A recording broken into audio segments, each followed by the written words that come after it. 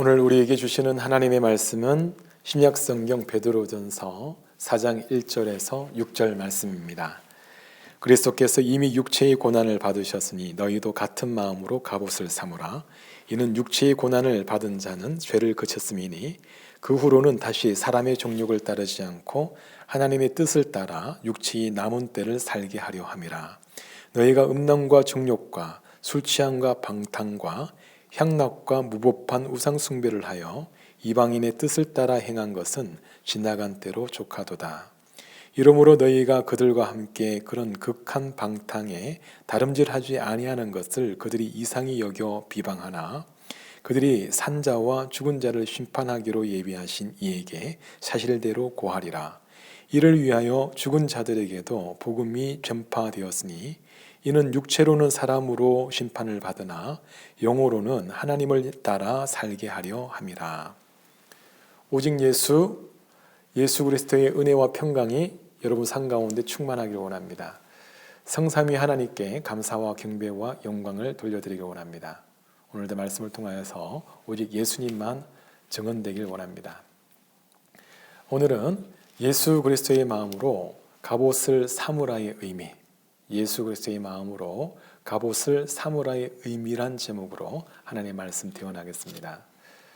이 베드로 전후서는 로마 황제의 핍박을 피해서 흩어져 있던 소아시아, 지금의 터키 지역에 흩어져 있던 성도들을 향한 베드로 사도의 위로의 서신서입니다. 당시에 예수를 믿는다는 것은 때로 목숨을 걸어야 할 정도로 위험이 뒤따르는 것이었습니다. 또 자신이 가지고 있는 모든 것, 살던 집, 직장, 재산, 또 삶의 모든 터전까지도 때로는 포기해야 되는 중대한 결정을 내려야 되는 그러한 것이었습니다. 그래서 성도들 중에는 이러한 고민을 해봄직도 합니다. 과연 내가 믿고 있는 이 신앙 때문에 내 목숨을 버려야 되는가? 그만큼 이것은 가치가 있는 것인가? 또 내가 가지고 있는 모든 기득권을 포기해야 할 정도로 그것과 맞바꿔야 할 정도로 그런 소중한 가치가 있는 것인가? 나는 꼭 이렇게 유별나게 예수 믿어야 되는가? 적당히 세상과 타협하면서 신앙할 수 있는 방법은 없을까? 그것 때문에 오는 이런 갈등이 있는 이 성도들에게 성경은 말씀합니다. 예수 그리스도의 마음으로 갑옷을 삼으라. 이러한 시험을 뼈저리게 느꼈던 사도가 아마 베드로일 것입니다. 베드로는 예수님을 3번 부인한 이력이 있는 그런 제자입니다. 그것도 예수님께서 보시는 앞에서 예수님 바로 곁에서 저주까지 하면서 말입니다. 그러한 경험에서 나온 소리니 우리는 주의 깊게 들어야 할 것입니다. 우리도 예수 믿는다는 이유만으로 핍박당하거나 불이익을 당할 수 있습니다. 그것 때문에 마음에 갈등이 올 수도 있겠죠. 만일 그러한 성도가 있다면 오늘 성경이 말씀하시는 음성에 귀 기울이시길 바랍니다. 예수 그리스도의 마음으로 갑옷을 삼으라. 자, 그렇다면 예수 그리스도의 마음으로 갑옷을 삼으라의 의미가 무엇일까요? 그것은 먼저 예수님의 능력으로 내 안에 있는 모든 죄를 극복하라의 의미가 있습니다. 그리스도께서 이미 육체의 고난을 받으셨으니 너희도 같은 마음으로 갑옷을 삼으라. 이는 육체의 고난을 받은 자는 죄를 그쳤음이니. 자, 여기서 삼으라라는 것은 호필리조라는 단어로서 부장하다, 준비하다, 공급하다의 의미가 있습니다. 즉 전장터에 나가는 군사는 반드시 보호구를 착용해야 되는 것처럼 영적 전쟁에 임하는 그리스도인들은 예수 그리스도의 마음으로 갑옷을 입어야만 승리할 수 있다. 즉 예수님을 의지해야만 그 전쟁에서 승리한다라는 것을 의미합니다. 그 전쟁은 다름 아니라 우리 마음에서 계속 끊임없이 일어나고 있습니다. 우리는 거룩한 성도라 부름 받습니다. 우리는 거룩하게 살아가야 할 그러한 의무가 있습니다. 그런데 실제 삶에 있어서는 거룩하게 살지 못하죠. 별로 차이가 없어요. 변화가 일어나지 않습니다. 거룩하게 살아야 됨에도 불구하고 변화가 일어나지 않는 내 삶을 보면서 우리는 괴리감을 느낍니다. 또 두 개 다 너무 좋은 거예요. 포기할 수가 없습니다. 그럼 어떻게 해야 될까요? 우리는 철저히 이중적으로 살아갑니다. 그래서 교회에서는 거룩한 척, 깨끗한 척, 죄 없는 척 하지만 실제의 삶에서는 죄를 즐기고 그것을 쫓아갑니다. 음란을 즐기고 술 취하고 거짓말합니다. 이 괴리감 때문에 점점 마음에 부담이 오게 되고 우리는 영적으로 무기력한 그런 삶을 살아가지요. 그것이 현대의 그리스도인들의 모습이 아닌가 생각합니다. 그런데 애초에 내 힘으로써 내 안에 있는 모든 죄 문제를 극복하고 내가 거룩하게 되겠다라는 것은 그것이 되지도 않을 뿐만 아니라 내가 거룩하게 되길 원한다는 그런 생각, 이 죄를 극복하겠다라는 그 의지가 오히려 죄를 부추기는 그런 아이러니한 그런 현상이 생겨납니다. 술 중독에 빠진 사람이 내가 술을 끊겠다 그렇게 결단했다고 가정해 보겠습니다. 내가 술을 끊겠다라는 그러한 생각은 오히려 술 생각이 더 생겨나게 부추기죠. 그래서 그러한 방법으로서는 끊을 수가 없는 것입니다. 그러면 어떻게 해야 되느냐? 오늘 성경은 말씀합니다. 예수 그리스도의 마음으로서 갑옷을 삼는 그 의식만으로도 우리는 그 믿음으로 죄를 끊을 수 있다는 것입니다. 내가 몸부림쳐서 죄를 끊어내는 것이 아니라 예수를 의지함으로 예수의 옷을 입음으로 우리는 죄를 단번에 끊을 수 있다는 것입니다. 이 얼마나 놀라운 선언입니까?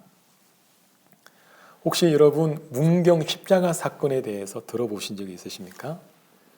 문경 지역에 둔덕산이라는 곳이 있는데 그곳에서 58세의 택시기사 김모 씨가 십자가에 달린 채로 이 죽음이 발견된 것입니다. 당시 이 괴상한 사건을 두고서 경찰은 타살이냐 자살이냐 의혹이 많았습니다. 그런데 국가수의 잠정적 결론이 자살로 결론 지었습니다. 저는 이 사건을 보면서 저도 의문인 것입니다. 왜 이 사람이 자살했을까? 자살이 진짜 맞나? 그 이후에 발견된 여러 정황상 그분이 남기신 그 쪽지에서 이 사람은 자기가 지은 그 죄 때문에 막 고민하는 모습이 역력한 것입니다. 그리고 십자가에 달리신 예수님과 자신을 동일시하면서 그 십자가를 재현하는 것들에 대해서 모의하는 것들이 이 증언이 나왔습니다. 여러분 어떤 생각이 드십니까?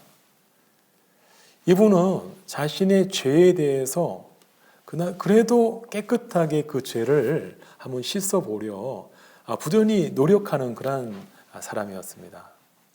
그런데 결론적으로 자기 스스로 십자가 짐으로써 해결하려 하였던 참 그런 부분이 안타깝습니다.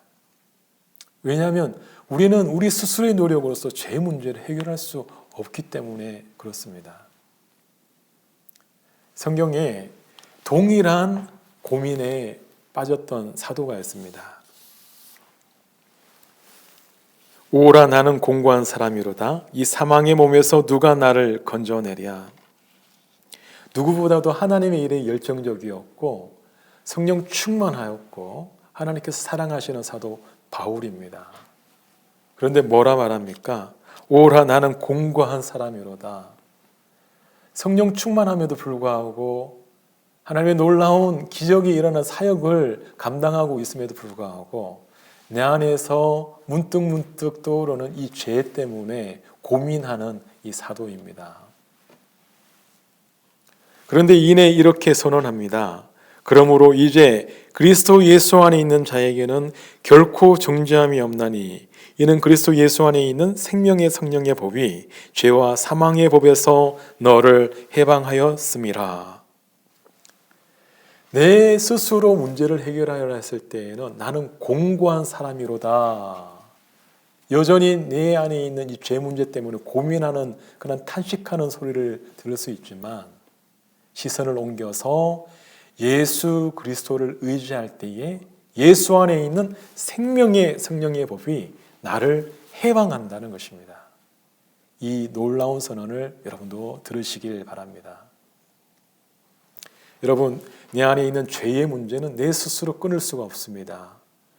노력하여서 그것을 해결할 수가 없습니다.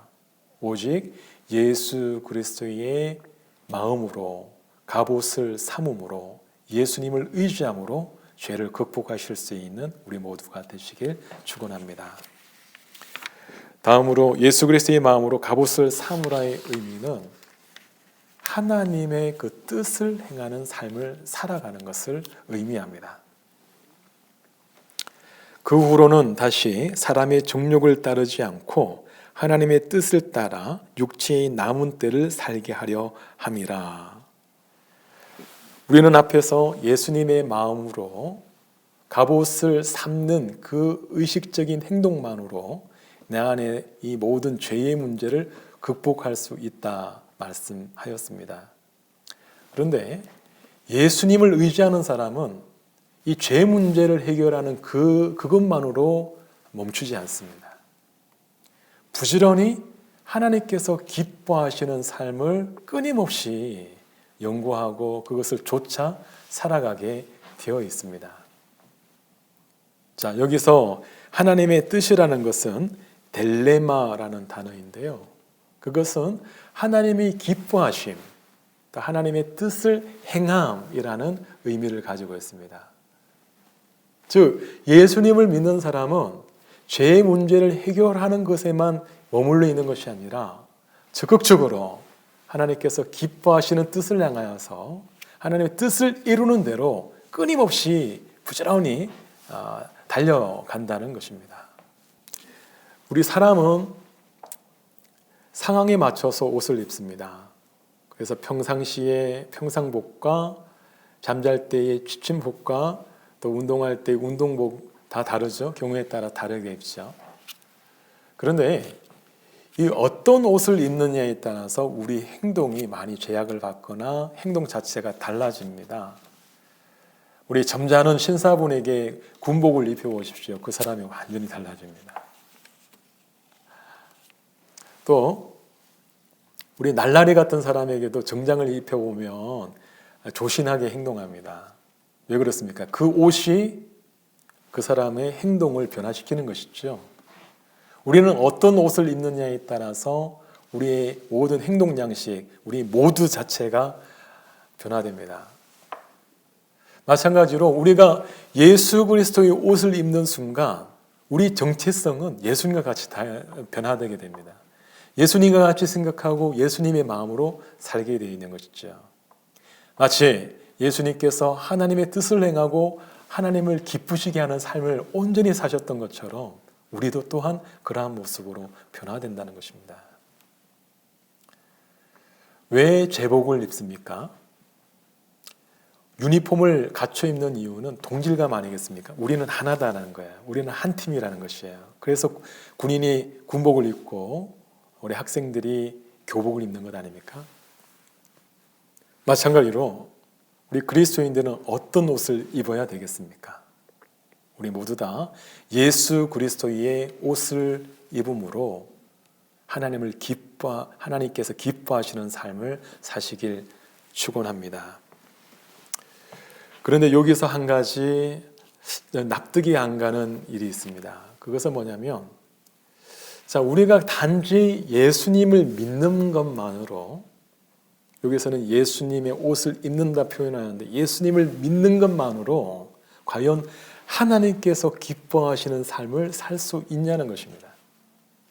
우리의 믿음의 이 결단과 하나님을 기쁘시게 하는 상과의 이 연관관계가 과연 무엇인가 하는 것입니다.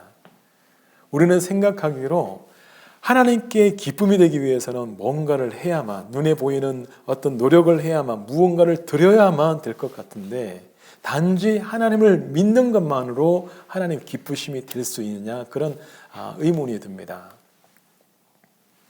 그러나 믿음이 없이는 하나님을 기쁘시게 하지 못하나니 하나님께 나아가는 자는 반드시 그가 계신 것과 또한 그가 자기를 찾는 자들에게 상 주시는 이심을 믿어야 할지니라.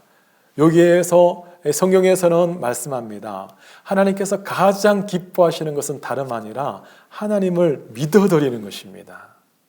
하나님을 믿는 그 믿음이 하나님을 가장 기쁘게 한다, 그렇게 말씀합니다. 며칠 전에 저희 딸아이가 팔에 상처가 있어서 치료하기 위해서 소아과를 들렀습니다. 그래서 딸아이의 손을 잡고 의사 그 진료실로 들어가는데요. 의사 선생님의 그 핀셋을 보는 순간 아이가 겁을 덜컥 집어먹고 제품에 왈칵 안겼습니다. 그래서 제가 딸아이에게 한마디 말로 위로하였습니다. 유라, 걱정하지 마. 이 의사 선생님 대단한 분이셔. 하나도 안 아플 거야. 아빠는 이 의사 선생님을 믿어. 너도 이 의사 선생님 한번 믿어봐. 그리고 제가 의사 선생님 얼굴을 한번 싹 봤습니다. 의사 선생님이 환한 미소를 띠고 있었어요. 저의 한마디, 이 의사 선생님 한번 믿어봐, 그 말이 이분으로 하여금 큰 기쁨이 되었던 것이죠. 여러분, 누군가를 믿는다는 것이 상대방으로 하여금 엄청난 기쁨이 생기게 만듭니다. 지금 당장이라도 한번 실험해 보십시오. 여러분의 그 배우자에게 진지하게 좀 무드가 잡혔을 때에 나 당신 믿어 한번 말씀해 보십시오. 이 마음에 잔잔한 감동입니다. 그리고 그 순간 이후로 여러분을 대하는 태도가 많이 달라져 있을 거예요. 남자들은요, 당신 믿어 이 말 듣길 원하거든요. 누군가를 믿는다는 것은 이렇게 기쁨이 됩니다. 이 코로나 사태로 인하여서 우리 한국의 위상이 대단히 높아졌습니다. 특별히 이 코로나 진단 키트가 중국의 것과 비교해 볼 때 월등히 우수하기 때문에 세계 각국에서 이 도움의 요청이 쇄도하고 있다고 합니다. 우리는 어쩔 수 없이 선별해서 다 도와줄 수 있는 역량이 되지 않죠. 그래서 선별해서 도와줄 수밖에 없는데 어떤 나라에게 도움을 먼저 주겠습니까?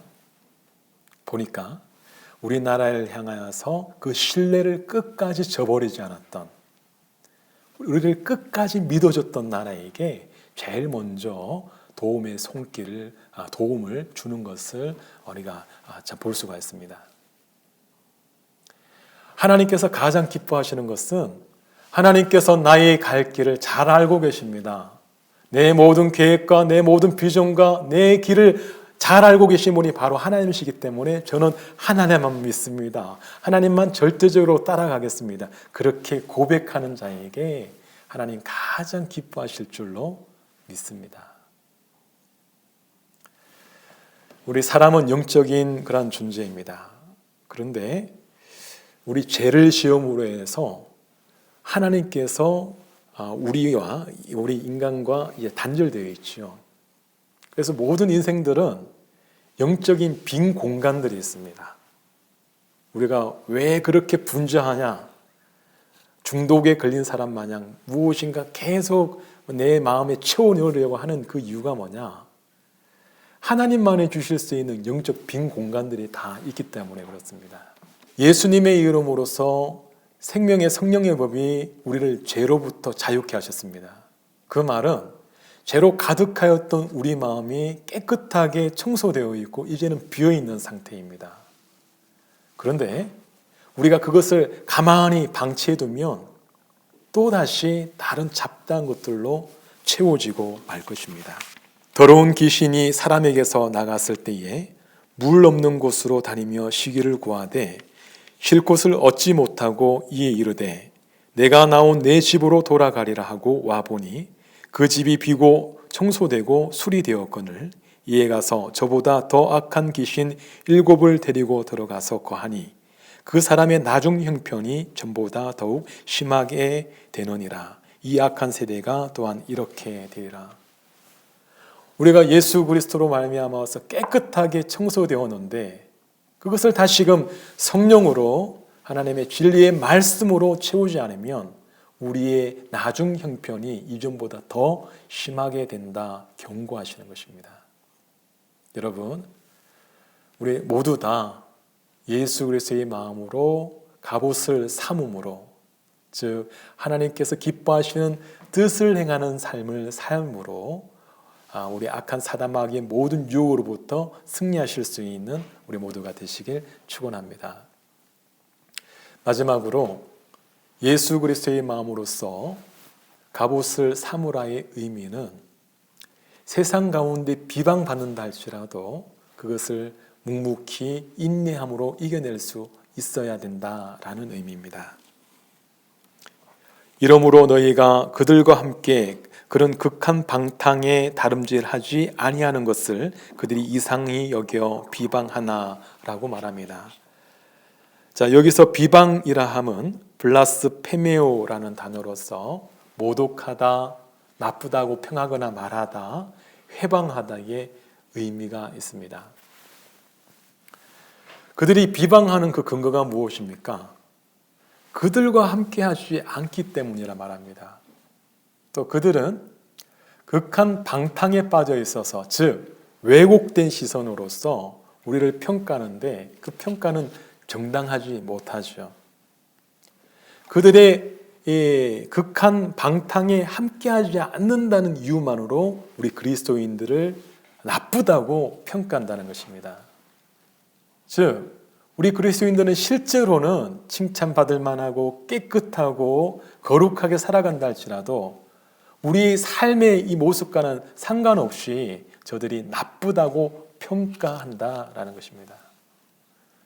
그러므로 우리 신앙하면서 이 세상의 그 비방받는 것에 대해서 크게 두려워하지 마시길 바랍니다. 반대로 우리가 세상의 칭찬 듣고 아무런 비방을 받지 않고 있는 그러한 신앙이라면 한 번쯤 생각해 봐야 됩니다. 나는 신앙생활을 잘하고 있는가?